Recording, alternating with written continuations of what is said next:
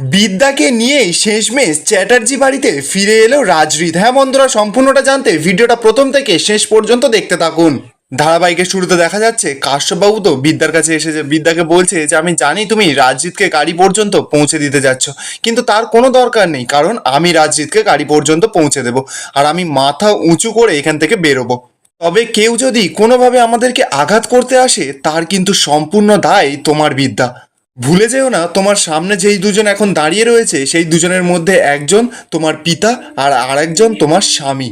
আশা করি তোমার শ্বশুরমশাইকে শারীরিক নিগ্রহ করার পর আমাকে আর রাজজিৎকে নিগ্রহ করবে না। প্রফেসর পূর্বাশা তখন কাশ্যপবাবুকে বলছে যে স্যার, এটা কিন্তু রিস্ক নেওয়া হয়ে যাবে কিন্তু। কাশ্যপবাবু তখন বলছে কিচ্ছু রিস্ক নেই। প্রফেসর এসে মতো তখন বলছে যে বাইরে কিন্তু সত্যি অনেক ভিড়, যদি আপনার কিছু হয়ে যায়। কাশ্যপবাবু তখন বলছে যে না, যদি আমার কিছু হয় তাহলে সব দায় নেবে এই বিদ্যা ব্যানার্জি, কারণ আগুন যে লাগিয়েছে সে নিজেই জল হয়ে আগুনটা নিভিয়ে দেবে। তবে যাই হোক, এসো আমার সঙ্গে রাজজিৎ। রাজজিৎ তো চুপ করে দাঁড়িয়ে রয়েছে। কাশ্যপবাবু তখন রাজজিৎকে বলছে কি হলো, তুমি এসো। কাশ্যপবাবু তো এবার বিদ্যার কাছে গেছে, বিদ্যাকে গিয়ে বলছে যে বাই দ্য ওয়ে, তোমাদের দুজনের পথ চলা কিন্তু এখানেই সম্পূর্ণ শেষ। তবে তুমি কিন্তু আমাদের পেছন পেছন আসবে, আর যদি আমাদের গায়ে কোনো একটা আঁচড়ও লাগে তাহলে সকালে কিন্তু হেডলাইন হয়ে যাবে যে কলেজ দখলের লড়াইয়ে স্ত্রীর কাছে স্বামী নিগ্রহ আর সন্তানের হাতে একজন পিতা নিগৃহীত। ঠিক তখনই তো সেখানে কাশ্যপবাবুর ফোনে রাজদেববাবু ফোন করেছে। রাজদেববাবু ফোন করে বলছে যে আপনি কি ওখানে পৌঁছে গেছেন?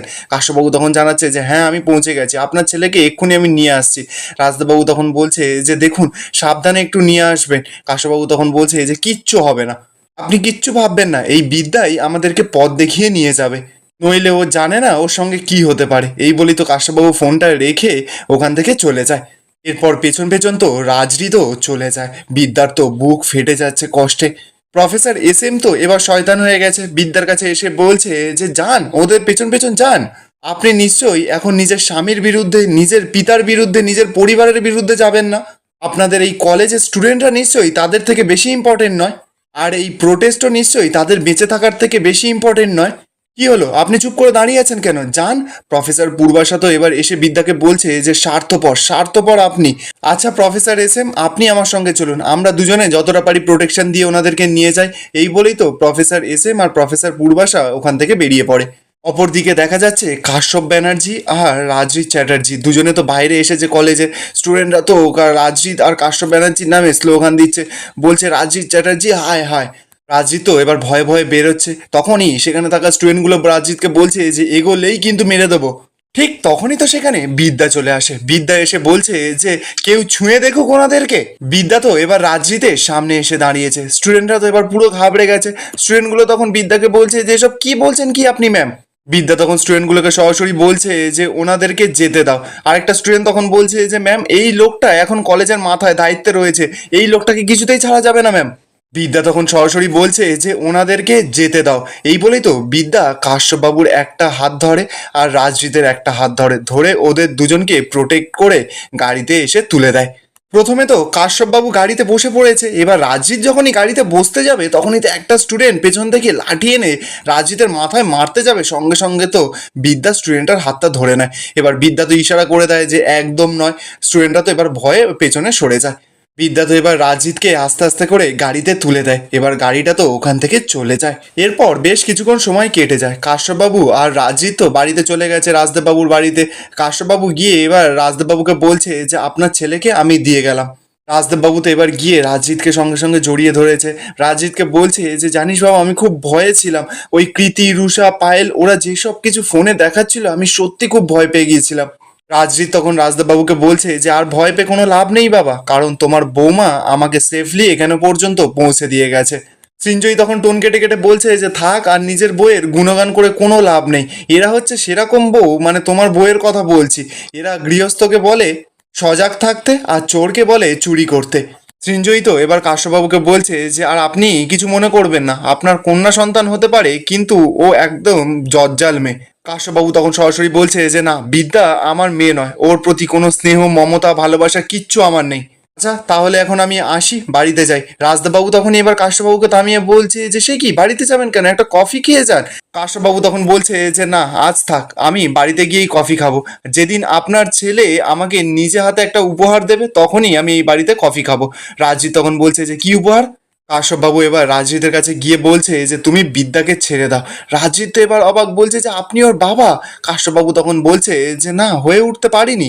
আমি ফাগুনের বাবা, আমি শ্রাবণের বাবা, কিন্তু আমি কখনো বিদ্যার বাবা হয়ে উঠতে পারিনি। হয়তো আমি কখনো চাইনি বিদ্যার সঙ্গে তোমার ডিভোর্সটা হয়ে যাক, তারপর আমি তোমার থেকে চেয়ে নেব।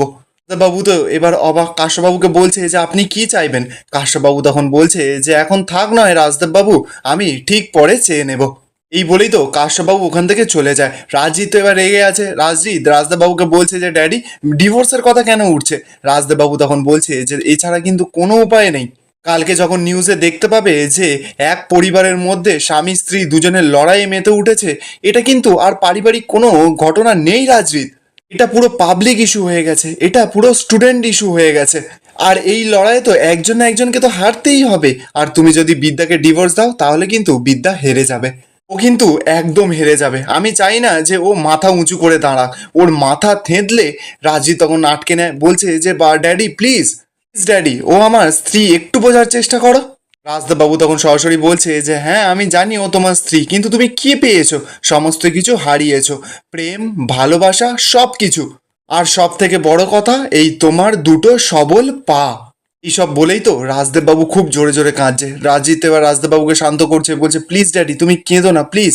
অপরদিকে দেখা যাচ্ছে বিদ্যা তো ওই কলেজ এখন ছেড়ে দিতে হবে, তাই জন্য বিদ্যা নিজের লকার থেকে সমস্ত ফাইল পত্র, চক, তারপরে ওর যে ব্যাগ ছিল সব কিছু বের করছে। বিদ্যার তো বুক ফেটে যেন রক্ত বেরোচ্ছে, কারণ মন থেকে তো বিদ্যা ওই কলেজটাকে প্রচণ্ড ভালোবাসতো, কিন্তু আজ পরিস্থিতির ভাগ্যের ফেরে ওই কলেজটাকে আজকে ওকে ছাড়তে হচ্ছে। বিদ্যা তো এবার সমস্ত ব্যাগপত্রগুলো প্লাস্টিকের ভেতরে ঢুকিয়ে নিয়েছে। বিদ্যা যখন এবার লকারটাকে বন্ধ করতে যাবে, বিদ্যার আঁচল তো সঙ্গে সঙ্গে লকারের ভেতরে আটকে যায়, কারণ লকারও চাইছে না, কলেজও চাইছে না যে বিদ্যা ওখান থেকে চলে যাক। বিদ্যা তো এবার খুব কান্নাকাটি করছে। লকারের গা থেকে নিজের যে নেম প্লেটটা ছিল সেটাও খুলে নেয়। এবার লকারটাকে জড়িয়ে ধরে বিদ্যা কেঁদেই চলেছে। কলেজে এবার যেই বেদ নিয়ে বিদ্যা সকল স্টুডেন্টদের ভয় দেখাতো, সেই বেদটাও বিদ্যায় সঙ্গে করে নিয়ে নেয়। অপরদিকে দেখা যাচ্ছে যে কাশ্যপবাবু তো বাড়িতে ফিরেছে। তোরসা এবার কাশ্যপবাবুকে বলছে যে মেয়ের জীবনটা শেষ করে দিয়ে এলে তো। কাশ্যপবাবু তখন তোরসার কাছে এসে বলছে যে কি বলতে চাইছোটা কি তুমি। তোরসা তখন বলছে যে আমি এটাই বলতে চাইছি যে মেয়ে আর জামাইয়ের সম্পর্কটা নষ্ট করে দিয়ে এলে তো। কিরকম বাবা বলো তো তুমি, নিজে বাবা হয়ে মেয়েটার সর্বনাশ করছো, মেয়েটার সম্পর্ক ভাঙছো। কোন ধাতুতে তৈরি তুমি বলো তো, মানুষ তুমি? কাশ্যপবাবু বলছে যে ভদ্রভাবে কথা বলো, ভুলে যেও না কিন্তু আমি তোমার স্বামী। তোর সাথে এবার রেগে মেগে বলছে যে হ্যাঁ এটা আমার মনে রাখতে হবে যে তুমি আমার স্বামী, কিন্তু তুমি ভুলে যাবে যে বিদ্যা তোমার সন্তান। কেন তুমি আর রাজদেববাবু মিলে চাইছো বলো তো মেয়ে দুটোর বা মেয়ে আর ছেলে দুটোর সম্পর্ক নষ্ট করতে? কি চাইছো কি তুমি? আর এখানেই আজকের এপিসোডটা শেষ হয়ে যায়। আপনাদের কি মনে হচ্ছে, বিদ্যা কি ওই কলেজে আর কোনোদিনও ফিরে আসতে পারবে? কমেন্টে আপনাদের মতামত অবশ্যই জানাবেন। আর ভিডিওটা ভালো লেগে থাকলে চ্যানেলটা অবশ্যই করে সাবস্ক্রাইব করে যাবেন।